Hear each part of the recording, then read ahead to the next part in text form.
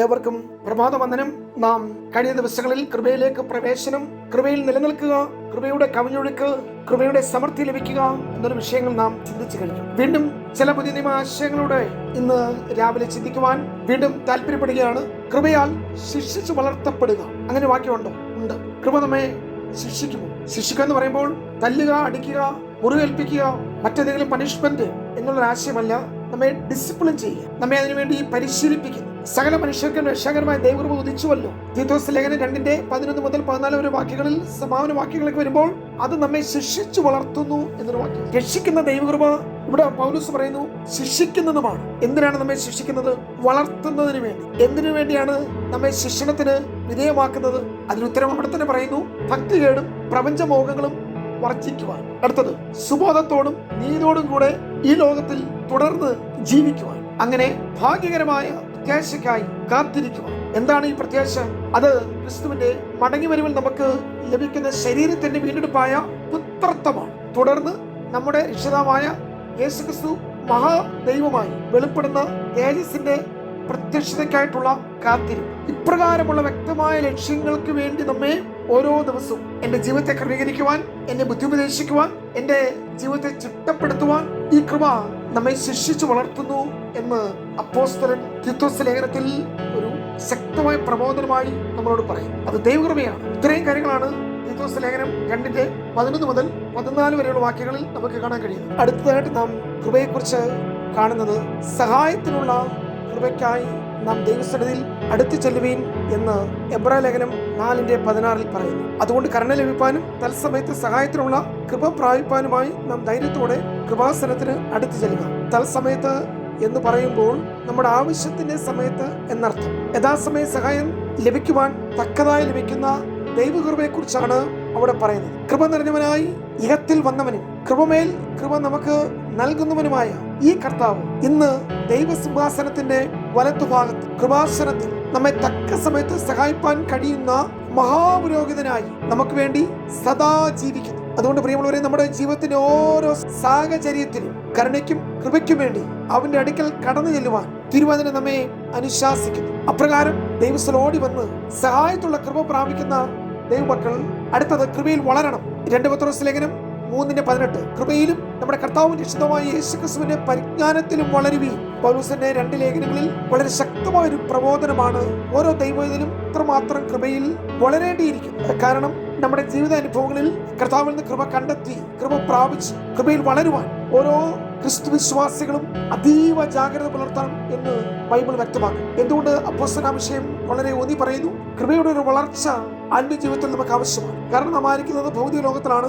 ലൗകികമായ കാഴ്ചകളും ഇഹലോകത്തിന്റെ ധാരാളം താല്പര്യങ്ങളും ഇഷ്ടങ്ങളും അതിന്റെ ഇച്ഛകളും അതിനോടുള്ള നമ്മുടെ ആഗ്രഹങ്ങളും പലപ്പോഴും ദൈവകൃപയിൽ നിന്ന്, അന്യ അനുഭവങ്ങളിൽ നിന്ന് നമ്മെ ദൂരവേ കൊണ്ടെത്തിക്കുന്ന സാഹചര്യങ്ങൾ ഉണ്ടാകാനുള്ള സാധ്യതകൾ മുന്നിൽ കണ്ടുകൊണ്ടാണ് ഒരു മുന്നറിയിപ്പ് അപ്പോസ്തലൻ നൽകിയിരിക്കുന്നത്. യേശുവിന്റെ ജീവിതം നോക്കിയാലും യേശു കൃപയിൽ വളർന്നു. അപ്രകാരം ഒരു വളർച്ച കർത്താവിനുണ്ടായിരുന്നു. ശാരീരികമായിട്ടോ മാനസികമായിട്ടോ ബൗദ്ധികപരമായിട്ടോ ഉള്ള ഒരു വളർച്ചയെക്കുറിച്ചല്ല, ജ്ഞാനത്തിന്റെയും ബുദ്ധിയുടെയും അറിവിന്റെയും ഒരു വളർച്ചയെക്കുറിച്ചല്ല ഇവിടെ അപ്പോസ്തലൻ പ്രതിപാദിക്കുന്നത്. കൃപയിൽ വളരുക. നമ്മുടെ വ്യക്തിപരമായ ജീവിതത്തിൽ കൃപയുടെ ഒരു വളർച്ച നിശ്ചയമായും ലൗകികമായ താല്പര്യങ്ങളോട് ലോകത്തിന്റെ പക്ഷം ചേർന്ന് നടക്കുവാൻ ഇടയാകാതവണ്ണം ദൈവസാന്നിധ്യത്തോട് ചേർന്ന് നിൽക്കുവാൻ ഇടയായി തീരുമെന്നുള്ള വസ്തുത ഇത്തരണത്തിൽ നാം മനസ്സിലാക്കേണ്ടത് ആവശ്യമാണ്. പത്രോസിന്റെ പ്രബോധനം പോലല്ല പൗലോസിന്റെ മറ്റൊരു പ്രബോധനം തീമോഥെയോസിനോട് ഇങ്ങനെ പറയുന്നു. 2 തീമോഥെയോസ് 2:1 എന്നോട് കേട്ട പത്യവചനം വിശ്വാസത്തിലും സ്നേഹത്തിലും മാതൃകയാക്കണമെന്നും ആ നല്ല ഉപനതി പരിശുദ്ധാത്മാവിനാൽ സൂക്ഷിക്കണമെന്നും ഉപദേശിച്ച ശേഷമാണ് തീമോഥെയോസിനോട് പൗലോസ് പറയുന്ന ഒരു ആജ്ഞ. മറ്റൊന്നുമല്ല, ക്രിസ്തുയേശുവിനുള്ള കൃപയാൽ ശക്തിപ്പെടുക. തുടർന്നുള്ള വാക്യങ്ങളിൽ ശക്തിപ്പെടേണ്ടതിന്റെ ഉദ്ദേശം എന്താണെന്ന് താൻ വ്യക്തമാക്കുന്നു. 1, കേട്ടത് മറ്റുള്ളവരെ ഭരമേൽപ്പിക്കും. 2, നല്ല ഭടനായി കഷ്ടം സഹിക്കും. 3, മല്ലുകെട്ടി ചട്ടപ്രകാരം പോരാടുക. 4, നന്നായി അധ്വാനിക്കുന്ന കർഷകനായി തീരുക. തുടങ്ങിയ മഹാദൗത്യങ്ങൾ തീമോഥെയോസിന് തന്റെ ശുശ്രൂഷയിൽ നിർവഹിക്കാനുണ്ട്. നാം വീണ്ടും ദൈവകൃപയെ കുറിച്ച് പഠിക്കുമ്പോഴും ചിന്തിക്കുമ്പോഴും മറ്റൊരു ഉദ്ദേശം നമുക്ക് കാണുവാൻ കഴിയുന്നത് 1 പത്രോസ് ലേഖനം 4:10 അവിടെ കൃപയുടെ നല്ല ഗ്രഹവിചാരകന്മാരായി തീരാൻ നമുക്ക് കഴിയും. വിവിധങ്ങളായുള്ള ദൈവകൃപയുടെ നല്ല ഗ്രഹവിചാരകന്മാരായി അതിനെക്കൊണ്ട് അന്യോന്യം ശുശ്രൂഷിപ്പി. കൃപയിൽ പ്രവേശിച്ച് നിലനിന്ന് വളർത്തപ്പെട്ട് ശിക്ഷണത്തിന് വിധേയപ്പെട്ട് കൃപമേൽ കൃപ പ്രാപിച്ച് ശക്തിപ്പെട്ട് മുന്നോട്ട് പോകുന്നവർക്ക് വിവിധങ്ങളായ കൃപാവരങ്ങൾ കൊണ്ട് അന്യോന്യം ശുശ്രൂഷിക്കുന്ന ചുമതല നൽകപ്പെടുന്നു. അല്ലെങ്കിൽ അപ്രകാരം ഒരു ചുമതല നമുക്കുണ്ട്. നാം പ്രാപിച്ച കൃപാവരം ഒരിക്കലും വേശിയായി വിചാരിക്കാതെ അതിനെ ജ്വലിപ്പിക്കണമെന്ന് പൗലോസ് പ്രത്യേകം എടുത്തു പറയും. അപ്പോസ്തലന്റെ മറ്റു ലേഖനങ്ങളിലും വിവിധങ്ങളായ കൃപാവരങ്ങൾ വ്യത്യസ്ത അളവുകളിൽ ഓരോരുത്തരും ഒരു ശരീരത്തിലെ പല അവയവങ്ങൾ എന്ന പോലെ നൽകപ്പെടുന്നുവെന്നും അത് വേണ്ടതുപോലെ പൊതുനന്മയ്ക്കായി ദൈവനാമ മഹത്വത്തിനായി പ്രയോജനപ്പെടുത്തണമെന്നും നമുക്ക് കാണുവാൻ കഴിയും. ഇനിയും മറ്റൊരാശയം നാം ഇന്ന് രാവിലെ ചിന്തിച്ചാൽ അതിപ്രകാരമാണ്: നമ്മെ സഹായിക്കുവാൻ പ്രാപ്തരാക്കുന്ന ദൈവകൃപ. അത് മക്കദോനിയ സഭയെക്കുറിച്ച് അപ്പോസ്തലനായ പൗലോസിന്റെ ഒരു പ്രശംസ എന്ന പോലെ ഇവിടെ എടുത്തു പറയും. 2 കൊരിന്ത്യർ ലേഖനം 8:1 മുതൽ 3 വരെയുള്ള വാക്യം: കഠിന കഷ്ടതയെയും മഹാദാരിദ്ര്യത്തെയും സന്തോഷ സമൃദ്ധിയായും ധാരാളം ഔദാര്യമായും മാറ്റി തീർക്കുവാൻ മതിയായതായ ദൈവകൃപ. നാം ഈ ഭാഗങ്ങൾ വായിക്കുമ്പോൾ മക്കദോനിയയിലെ വിശ്വാസികൾക്ക് ലഭിച്ച ദൈവകൃപയെക്കുറിച്ച് കൊരിന്ത്യയിലെ വിശ്വാസികളെ പൗലോസ് അറിയിക്കുന്നു. എന്താണ് പൗലോസ് മക്കദോനിയയിലെ വിശ്വാസികളെ കുറിച്ച് പറഞ്ഞ ഒരു പ്രശംസ, പുകഴ്ച? അതിപ്രകാരമാണ്. മക്കദോനിയയിലെ വിശ്വാസികളുടെ പ്രത്യേകത എന്തായിരുന്നു എന്ന് നാം ചിന്തിച്ചാൽ, അവർ കടന്നു പോകുന്ന വളരെ അതികഠിനമായ കഷ്ടതയിലും മഹാദാരിദ്ര്യത്തിലുമായി കഴിഞ്ഞിരുന്ന വിശുദ്ധന്മാരായിരുന്നു മക്കദോനിയയിലുള്ളത്. എന്നാൽ ഈ കഷ്ടതയുടെയും ദാരിദ്ര്യത്തെയും സന്തോഷ സമൃദ്ധിയായും അപ്പോൾ തന്നെ ധാരാളം ഔദാര്യമായി മറ്റുള്ളവർക്ക് വേണ്ടി ചെലവിടുവാൻ സഹായിക്കുവാനുള്ള ഒരു കൃപയായി ഇവിടെയുള്ള വിശുദ്ധന്മാർക്ക് സാധിച്ചു. ഇത്ര മാത്രമേ ഉള്ളൂ.